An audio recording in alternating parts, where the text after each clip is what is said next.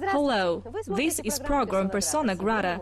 Today we introduce you to an authoritative figure in the field of economics, finance and corporate leadership, politician who twice participated in the electoral race for the U.S. presidency, the chief editor and chairman of the board of directors of the most popular Forbes magazine in the business circles, Mr. Steve Forbes.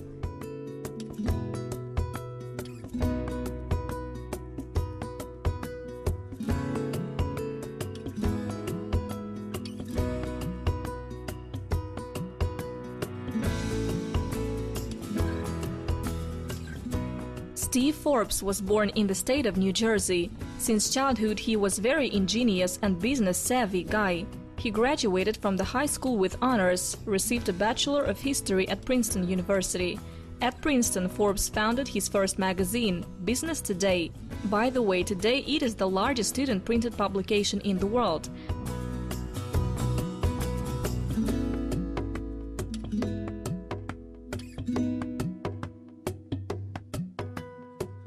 However, this is not surprising at all.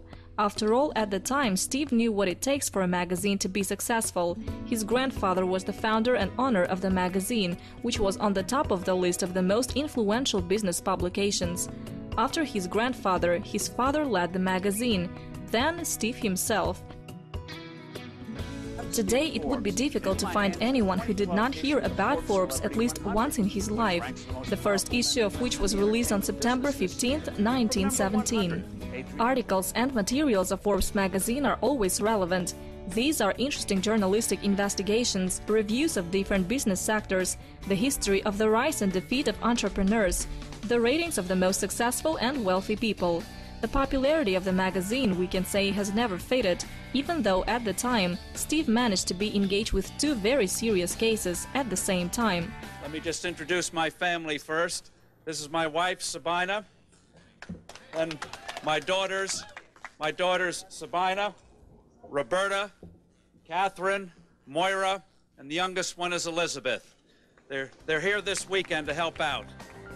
He's not only continued to spin edition, but also began to think seriously about politics.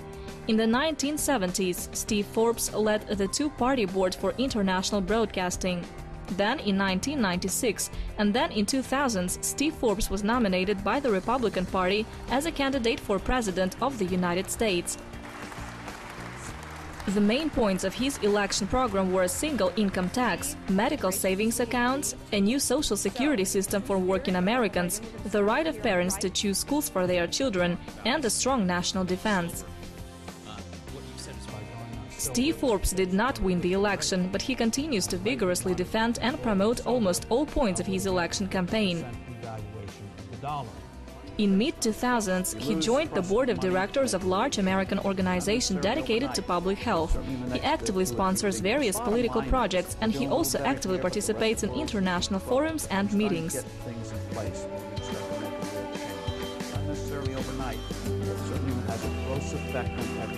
Bottom line is, we're doing a little better here, but the rest of the world is in trouble. The interest came because of the Economic Forum, which I was invited to speak to. We have a license agreement with a publisher for Forbes Kazakhstan, so it seemed like a good time to come.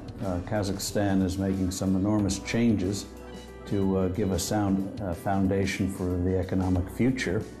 You have a very good tax system here compared to neighboring countries. You are now putting in a new commercial system for commercial law, which is good. The government's made it very clear reforms will take place to improve the economic climate. So this seemed like an exciting time to pay a visit.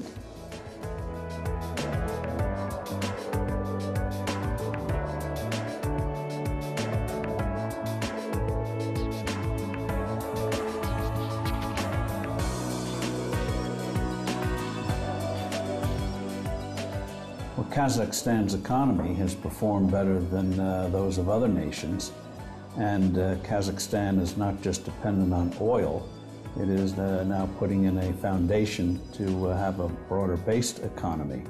And the fact that even though it got hit hard by the collapse of oil prices and by what happened in Russia, under the circumstances, Kazakhstan held up very well.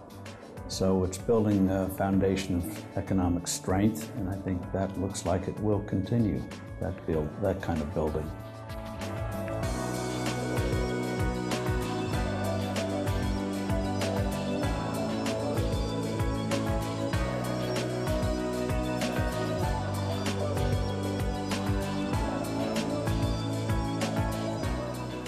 The key is having a good economic environment, which means a good tax system, stable money, responsible government on fiscal policy, and a commercial law system that people have faith in. You do that and you'll get a broad-based economy rise up.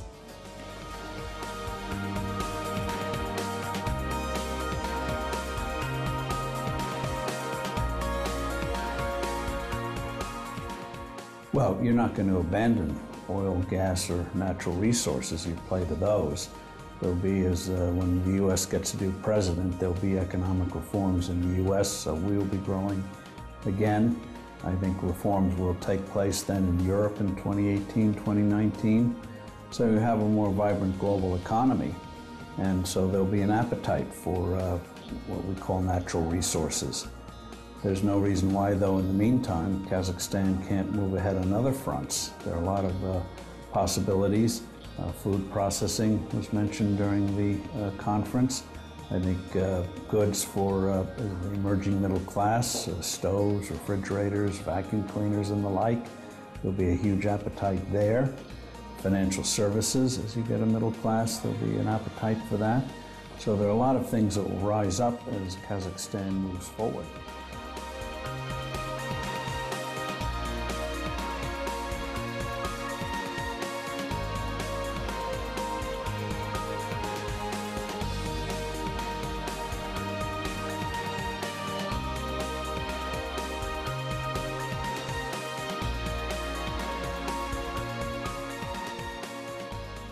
Well, given its location, there's no reason why Kazakhstan can't deal with all of its neighbors.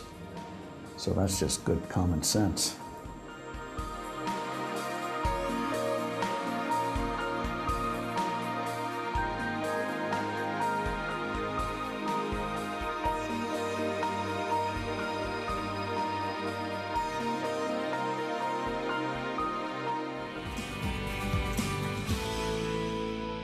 One of the most influential people in the global media business, Steve Forbes noted the significant achievements of Kazakhstan in the economy. According to him, the country created great conditions for those who want to start their own businesses. Economies of the world is having a benign environment where you have local entrepreneurs rising up and you have a flow of foreign direct investment. And that's how you do it. And the particulars of it may change as people's wants and needs around the world change. But the key is have that openness and you'll be surprised at the flowers that bloom. Well, as you have a rising economy, then people's have more incomes, their needs and wants grow with it. And there will be, I think the government recognizes the need for more education, so more will be going abroad to study. There'll be more schools here. So these things will be natural responses to a good economic climate.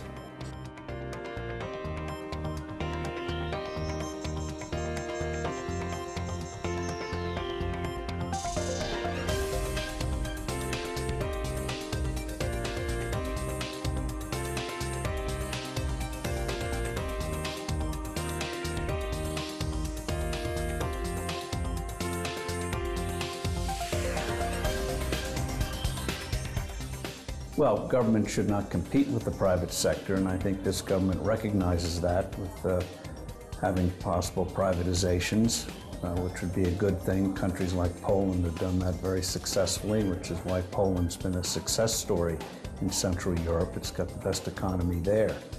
So government has a role to play, but the key thing is creating that good pro-growth economic environment, and then other things will follow in its wake.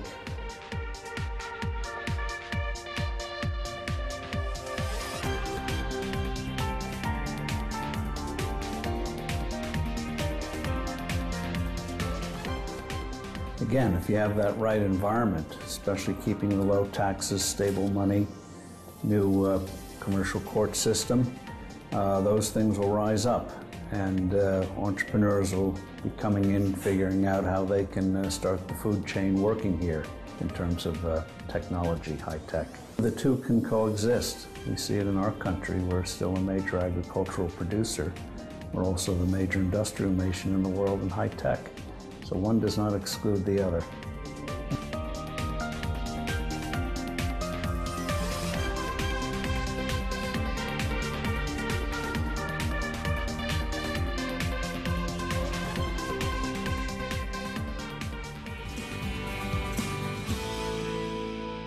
According to Steve Forbes, Kazakhstan has every opportunity to become a financial center in the region. These conclusions he made according to progress of our country in reforming the republican taxation, privatization, and in creating conditions for business. Kazakhstan is going to make reforms, as the president's indicated. It's not just the 5. He's got a list of 100 things he wants to do. One of the things the government is going to be doing is establishing a commercial court system here, judicial system, which will be very reassuring to potential investors. That's critical. They're going to continue reforming the civil service, which is good, and removing barriers to people doing business here. And I hope they get a stable monetary policy instead of giving into the IMF. And if they do that, this country is going to have a great future.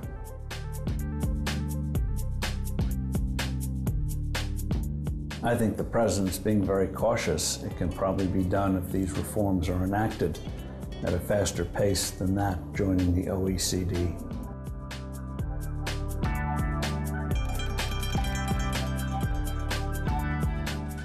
I think having this conference in Astana is good for the city, but also emphasizes that Kazakhstan is about to enter a new era of economic growth that is more than resource-based.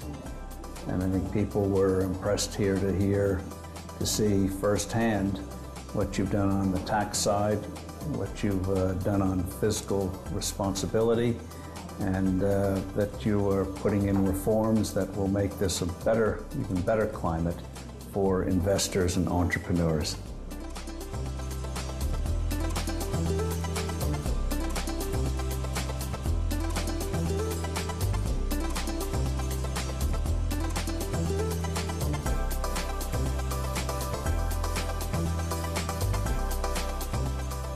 Kazakhstan already is something of a model. It's done much better than its neighbors, and I think they're undertaking reforms now to make sure that trend will continue. More prosperity, because when they're prosperous, the rest of the world will be more prosperous.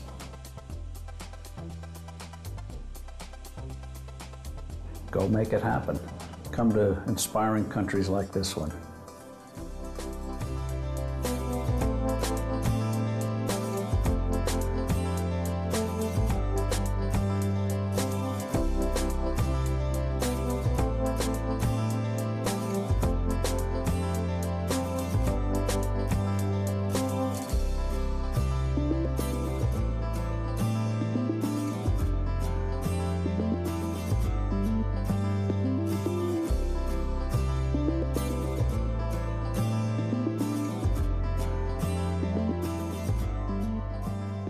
Active supporter of economic and political freedom, millionaire, editor-in-chief of the most popular publications in the world, Steve Forbes is confident that in order to promote country's development, it is important to establish a legal system in which the people could easily buy, sell, trade and produce their own products. The main thing is for the situation in the national economy to be as favorable as possible, and then it can be effective at international arena.